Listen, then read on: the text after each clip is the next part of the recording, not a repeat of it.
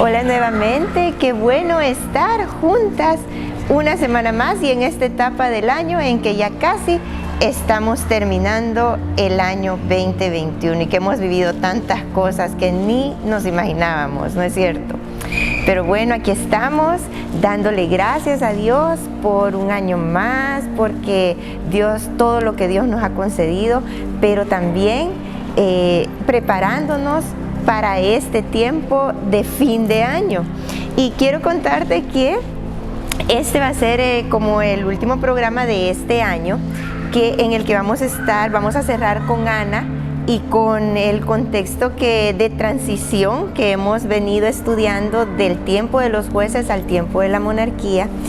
Y luego vamos a tener 2 semanas más en los que vamos a compartir un programa especial de fin de año. Así que te animo a que sigas sintonizando estos programas, que nos sigamos uniendo a través de estos medios y que juntas seamos edificadas. Pero bueno, vamos a ir al programa y al estudio de esta semana. ¿Te acuerdas? Habíamos hecho un pequeño paréntesis para tocar algo de la temporada, algo de la Navidad, pero la semana pasada, el programa anterior, estuvimos viendo y comparando y analizando un poquito el cántico de María como un personaje especial de esta temporada navideña, pero con el canto de Ana, que es la mujer en la que vamos en este estudio, y ella es del Antiguo Testamento. Entonces vamos a terminar hoy con Ana y cómo Dios la usa. No solo, normalmente yo creo que nosotros estamos acostumbradas a estudiar la vida de Ana individualmente. O sea, estamos acostumbradas a escuchar quizás meditaciones, reflexiones o a leerla en la Biblia como esa mujer que Dios escuchó su oración, que Dios le concedió ese hijo, que lo entregó y que es un gran ejemplo, ya lo vamos a estar tocando, lo entregó para que viviera en el templo, porque el entendimiento de esos días era que allí estaba la presencia de Dios. Pero muy raras veces escuchamos el estudiar a Ana y estudiar todo lo que estaba pasando dentro de este momento en la historia del pueblo de Israel como una parte importante en el plan maestro de Dios, en el plan de redención. Y desde esa perspectiva queremos terminar de estudiar a Ana, porque lo hemos mencionado en otras ocasiones. Cuando tú te acercas a este libro sagrado, a este libro perfecto que son las Escrituras, la Biblia, como bien le pusieron el nombre, el Antiguo Testamento y el Nuevo Testamento, es como un testamento que Dios nos ha dejado para que aquí se encuentra todo lo que Dios quiere que sepamos. Entonces, cuando tú te acercas al libro, debemos de hacerlo dentro del contexto, dentro del marco que es el todo de este libro. Sí es cierto que la Biblia trata temas y pudiéramos tocar, por ejemplo, a Ana y ver un poquito de la maternidad, ver a Ana y verla así como aislada, como un tema, por ejemplo, lo que es la oración, lo que es una esposa que Dios le contesta, pudiéramos verla, pero cuando la forma correcta de estudiar las Escrituras es verla como una unidad, verla dentro de todo su contexto. Y hemos venido tocando a lo largo de todo este estudio que la Biblia tiene un solo tema, porque tiene un solo autor. Toda la Escritura fue inspirada por Dios, soplada por Dios, y Él usó a diferentes hombres que escribieron lo que Dios les reveló, lo que Dios les sopló y les inspiró. Y por eso es que este libro, a pesar de que se escribió a lo largo de casi 1000 años, tiene una unidad perfecta, tiene un pensamiento perfecto, tiene un tema central perfecto. Y por eso es que la Biblia es el libro más vendido de toda la historia en todo el mundo. ha sufrido persecución. El libro que más ha sufrido persecución es la Biblia, y nunca han podido destruirla. Al contrario, hoy en día la tenemos, y hasta en la versión que tú quieras escoger, la tenemos en línea, la tenemos en papel, y se está trabajando arduamente en el campo misionero por la traducción de la Biblia a todos esos lenguajes que todavía no tienen ni siquiera un versículo de las Sagradas Escrituras, del Testamento de Dios. Así que así es como vamos a estudiar a Ana dentro de este contexto. Hemos mencionado que el pueblo de Israel en este momento estaba pasando del tiempo de los jueces al tiempo de la monarquía, o sea que en estos momentos el pueblo de Israel estaba acostumbrado a tener líderes espirituales, pero también había una mezcla de ídolos, había una mezcla de mucho paganismo, porque la moral había caído tanto, porque ellos mismos, como estuvimos viendo en el libro de los jueces, y tú puedes también leerlo en tus tiempos de estudio personal, tú puedes encontrar en el libro de los jueces cómo Israel continuamente le daba la espalda a Dios. Y todo esto es porque Dios venía preparando ese mensaje de redención, venía preparando todo ese escenario, todo ese rompecabezas que también hemos puesto de ejemplo en algunas ocasiones, para el tiempo en el que el Mesías iba a nacer, en el que Él iba a ser la respuesta a toda la necesidad humana. Entonces vemos cómo el pueblo de Israel en este momento es como que si quisiera confiar en hombres, quisiera confiar en sí mismo, en sus propias decisiones, pero vemos que no resulta. Y es así en nuestra vida. Nosotros estamos constantemente peleando porque nuestras decisiones, nuestros razonamientos, nuestras propias conclusiones, alejados de Dios, apartados de la palabra de Dios y de las verdades eternas de la Biblia, creemos que eso nos va a resultar, y tratamos de vivir con nuestras propias conclusiones. Como mujeres, como esposas, como madres, tratamos de vivir muchas veces como nosotros creemos y concluimos que es mejor la vida. Y a veces hacemos lo que el pueblo de Israel hacía en el tiempo de los jueces, le da la espalda a Dios. Al no tomar en cuenta las verdades de Dios, los decretos de Dios y la palabra de Dios, es como que si le estemos dando la espalda a Dios, como que si no estemos confiando que Él es Dios. Como mujeres cristianas tenemos esa tentación, y es la verdad. Nosotros es cierto que tenemos la palabra, pero también tenemos tanta influencia del mundo y tanto razonamiento que se aparta de la palabra de Dios, y tenemos esa tentación de vivir en nuestro propio razonamiento. Pero entonces veamos cómo Dios usa esta transición a Ana, a su hijo Samuel, y lo que estaba pasando, como para llevarlos a que necesitaban un rey. ¿Por qué? Porque a través de todo esto, a través de este escenario y este panorama, Dios estaba diciéndole a su pueblo: necesitan rey, necesitan alguien que los gobierne, necesitan al rey que es puesto por Dios. Entonces es como que Dios nos esté diciendo a través de esta parte de la historia de Israel: necesitamos que alguien nos gobierne. Mujeres, es la verdad, necesitamos ser gobernadas. Y no estoy hablando aquí de tomar la sumisión como algo que es impuesto, porque eso es parte de la maldición en Génesis 3, 15, 16, de que alguien se nos iba a imponer, y es lo que el feminismo lucha en contra. No, estoy hablando de que todo ser humano, incluyéndonos a nosotras mujeres, necesitamos vivir bajo sumisión, voluntariamente venir y decirle a Dios: sé tú mi rey, porque para eso fuimos creados. El diseño de Dios al crearnos en el Génesis fue que viviéramos bajo el gobierno de Dios. Con el pecado, entonces nos rebelamos, y entonces vivimos como en el tiempo de los jueces, ¿Te recuerdas ese versículo que es muy característico, que lo estuvimos tocando? Que decía que no había rey en Israel y que todos hacían lo que querían. Como mujeres, esa es nuestra tentación de vivir. Haciendo lo que queremos, haciendo lo que pensamos que es lo mejor, haciendo que los demás entren en nuestros propios razonamientos. Qué tremendas somos, ¿no es cierto? Pero somos llamadas como mujeres cristianas a rendirnos a Dios, a rendirnos a su gobierno y a su señorío. Entonces Dios estaba tratando esto con el pueblo de Israel. Les estaba diciendo, no son los jueces lo que necesitan es un rey, es un gobierno.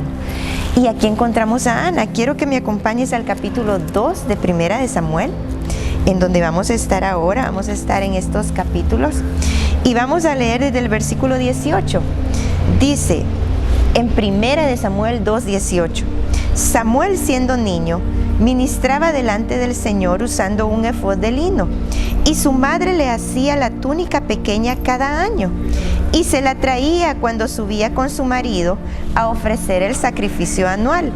Entonces Elí bendecía a Elcana y a su mujer y decía: que el Señor te dé hijos de esta mujer en lugar del que ella dedicó al Señor. Y regresaban a su casa, y el Señor visitó a Ana, y ella concibió y dio a luz 3 hijos y 2 hijas. Pero el niño Samuel crecía delante del Señor. Yo estoy leyendo la Biblia de la versión de las Américas. Es probable que tú tengas otra versión y las palabras sean un poquito diferentes, pero el relato es parecido. ¿Por qué? Porque es inspirado por Dios. Las traducciones pueda que usen diferentes palabras, pero todas son traducciones de lo que conocemos como los originales. Entonces, vemos aquí había pasado el tiempo en que Ana tuvo a su niño. No sabemos, solo podemos imaginarnos cómo fue esa decisión de Ana de desprenderse de su hijo e irlo a dejar a que viviera al templo. Y entendemos que es a una edad temprana, porque la Biblia solamente dice que cuando Samuel fue destetado. Entonces, cuando Ana, su mamá, dejó de darle pecho y ya pudo comer de la demás comida, lo fue a dejar al templo. Se dicen los historiadores que el tiempo del destete en estos momentos era entre los 3, 4, 5 años. Entonces tú te puedes imaginar entregar a tu hijo tan pequeño para que otra persona lo críe en base a una promesa que tú le has hecho a Dios. Bueno, eso no es humano. De verdad que eso no es humano. Eso solo viene de parte de Dios. Y eso Ana lo pudo hacer no porque Ana fuera especial, no porque Ana fuera la gran mujer, quizás la gran mujer cristiana, porque vimos el programa anterior y tú lo puedes ver en los primeros capítulos, todas las luchas que ella tenía y cómo ella tenía que vivir con la otra esposa de Elcana y cómo juntas estaban como en una mezcolanza religiosa, iban al templo pero tenían esta promiscuidad en su hogar. Pero entonces vemos que Dios le permite hacer esto a Ana, porque Dios tenía un propósito. Samuel fue el último juez y fue el profeta, fue juez y profeta que ungió a los primeros 2 reyes de Israel, a Saúl y a David. Entonces vemos cómo Dios usó soberanamente toda la situación de Ana para que Samuel pudiera ser levantado en este tiempo. Y hay una cosa que como madres sí pudiéramos tocar y podemos verlo dentro de todo este panorama bíblico. Y es que Ana sí estaba consciente de alguna manera de los propósitos de Dios. Ella sí estaba consciente que el pueblo de Israel estaba por un lado, pero Dios estaba en su templo. Ella sí estaba consciente de dónde estaba Dios, porque ella fue a orar al templo. Es probable que ella oraba en su casa, es probable que ella platicaba con Dios en medio de su día, pero ella en el templo, cuando iba una vez al año al templo, ella sabía dónde encontrar a Dios. Y ella sabía dónde estaba Dios porque ahí fue a dejar a su hijo. de una o de otra forma, ella conocía los propósitos o entendía en alguna medida los propósitos de Dios. Ella, lo vemos en estos versículos que leímos, cómo cubría a Samuel. Simbólicamente ella lo hacía como con un vestido anual. ¿Tú te imaginas comprarle a nuestros hijos solo un vestido anual? Es ilógico también. Me imagino que Ana lo cosía quizás un poquito más grande, cada año lo llevaba un poquito más grande porque preveía que Samuel iba a crecer. Pero de lo que eso nos habla es cómo ella, aunque lo dejó a los propósitos de Dios, no se desentendió de cubrir a Samuel. Y eso es algo que como madres podemos nosotros retomar, porque Ana dice que ella le cosía. Yo me imagino a Ana cosiendo ese traje anualmente, pensando y al mismo tiempo orando. Ahora, ¿qué le voy a hacer a Samuel? Y cuando está orando, Señor, guárdalo, Señor, úsalo, Señor, tú me lo diste y él es tuyo. Y esa debería de ser nuestra actitud como madres. Sí es cierto entregarlos a Dios, pero no desentendernos totalmente. Hay mamás que sí lo hacen. Dicen, no, es que Dios se encargue. Ay, que Dios vea qué hace con este muchacho, que Dios vea qué hace con mi hijo, mi hija. Pero la verdad es que ella lo cubría. Y hay cosas como madres que Dios puede hablar de qué es lo que tú tienes que hacer con tus hijos dependiendo de la edad que sean para cubrirlos. Y como un contraste vemos justo en los versículos anteriores y posteriores a esta porción que leímos, cómo estaba Elí y sus hijos. Es de los contrastes más notables que encontramos en la Biblia en cuanto a la crianza, porque vemos que Elí, los hijos de Elí, aunque estaban en el templo, igual que Samuel, pero ellos no tenían temor de Dios, y Dios se lo hace ver a Elí, y Elí, estando con ellos, no hacía nada más que llamarles la atención suavemente. Pero yo quiero que vayamos al versículo 29, y ahí está por qué fue lo que Dios realmente le hizo ver a Elí, cuál era su falla en su crianza.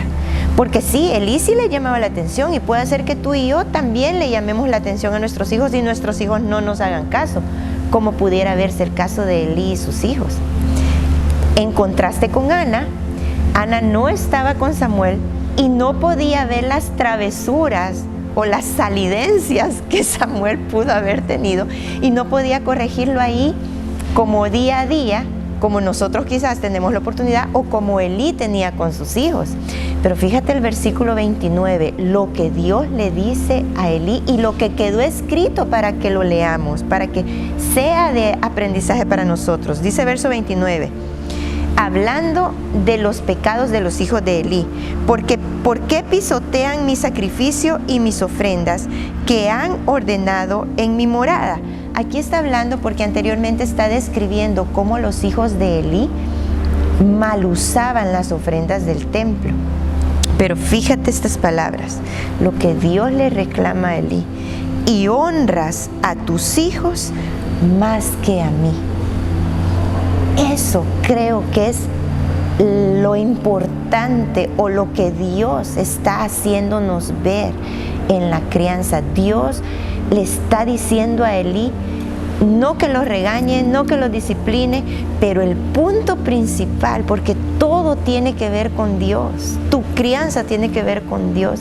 Si tú estás criando y disciplinando a tus hijos, no es para que digan, ay, qué buen padre, qué buena madre, ay, qué bien los cría, qué buena educación le está dando.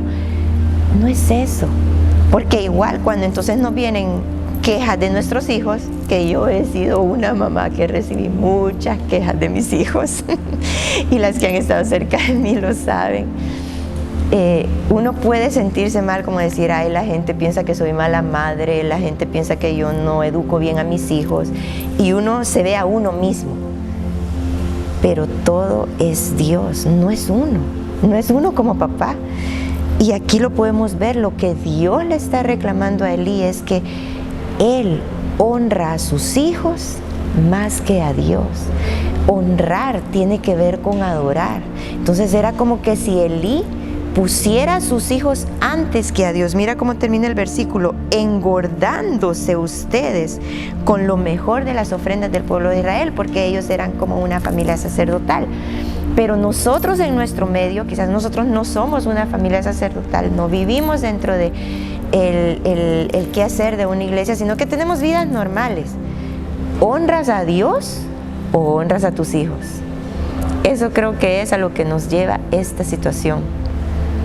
¿Honras a Dios o honras a tus hijos? Es el gran desafío que tenemos como madres. Ana, podemos deducir o concluir que Ana honró a Dios. Ana puso a Dios primero antes que a su hijo. Elí no lo hizo. Y era un momento decisivo, y aquí está cómo vamos a lograr ubicar todo dentro del panorama bíblico. Era un momento en el que Dios estaba, como que la luz de Dios estaba como que luchando ahí por todo, no porque Dios no fuera Dios, sino porque el pueblo había dado la espalda a Dios, había dejado a Dios. Si el sacerdocio estaba honrando otras cosas antes que a Dios, ¿cómo estaba el resto del pueblo? Si este sacerdote, Dios le estaba reclamando y le estaba diciendo como un juicio que su casa iba a terminar en esos días, porque si tú lees con toda la historia, de eso se trata estas palabras, estos versículos, de que Dios está diciéndole a Elí: aquí terminas tú y aquí terminan tus hijos. ¿Por qué? Porque no me has honrado. Si el sacerdocio estaba así, imagínate el resto del pueblo. Entonces yo quiero que vayamos al capítulo 4, cuando muere Elí y le dan esa noticia que sus hijos han muerto en batalla, y Elí de la noticia muere también. Aparece una mujer más, que la que nunca hemos hablado, pero sí se habla del nombre que esta mujer le da a su hijo. ¿Has oído antes en tu vida cristiana la palabra Icabod? ¿Qué significa Icabod? Icabod tiene un significado importante para este momento histórico. Icabod se llamó un niño. Icabod se llamó el nieto de Elí, este sacerdote que no honró a Dios. ¿Y cómo entra todo esto en este contexto? Bueno, dice en el capítulo 4, en el versículo 19, dice: y su nuera, la mujer de Finees, la nuera de Elí, estaba encinta a punto de dar a luz, y al oír la noticia que el arca de Dios había sido tomada y que su suegro y su marido habían muerto, se arrodilló y dio a luz. Y las mujeres que estaban junto a ella le dijeron: no temas, porque has dado a luz un hijo. Ella no respondió ni prestó atención, como que sus emociones no estaban. Ella dio a luz por las malas noticias. Pero llamó al niño Icabod y dijo: se ha ido la gloria de Dios de Israel, por haber sido tomada el arca de Dios, y por la muerte de su suegro y su marido. Y ella dijo: se ha ido la gloria de Israel, versículo 22, porque el arca de Dios ha sido tomada. Es cierto, ella recibió noticias malas, 3 noticias malas: que su suegro había muerto, que su esposo y su cuñado habían muerto, pero lo que a ella la marcó fue que el arca de Dios había sido tomada, y por eso ella usó este nombre para su hijo, Icabod. Icabod significa: la gloria de Dios se ha ido. Ella, igual que Ana, en este sentido, estaban de cierto modo entendidas de qué estaba pasando en Israel. Israel le había dado la espalda a Dios tanto que la gloria de Dios se había ido. Y ella le puso a su hijo Icabod.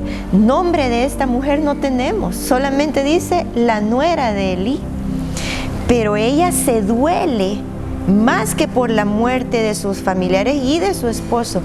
Ella se duele porque la gloria de Dios ha sido tomada. Y por eso usa ese nombre. Ella también se duele por las otras malas noticias, porque lo vemos en el relato. Pero el nombre Icabod lo usa porque el arca de Dios ha sido tomada. Ahora, hoy en día nosotros sabemos que en este tiempo la presencia de Dios estaba representada por esa arca. Pero con la venida de Jesús, con su muerte en la cruz, y cuando Él entra a los cielos, resucita y entra a los cielos, entonces los cielos son abiertos. Y entonces la presencia de Dios ahora no está en un lugar.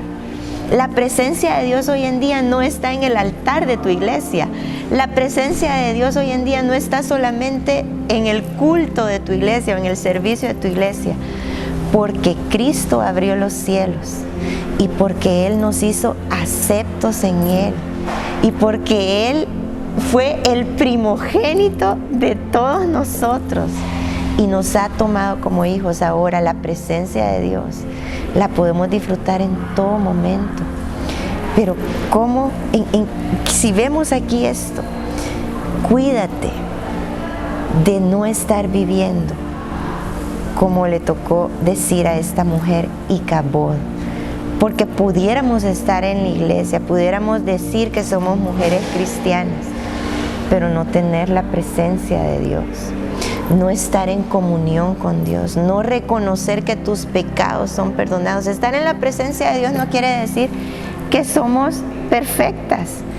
Estar en la presencia de Dios quiere decir que le honras y le adoras más que otras cosas, más que a tus hijos, más que a tu esposo. Honras a Dios. Qué desafío con el que estamos terminando esta parte del estudio de mujeres de la Biblia. Somos mujeres que en nuestro interior y desde el interior sale honrar más a Dios en cada área de nuestra vida que a todo lo demás.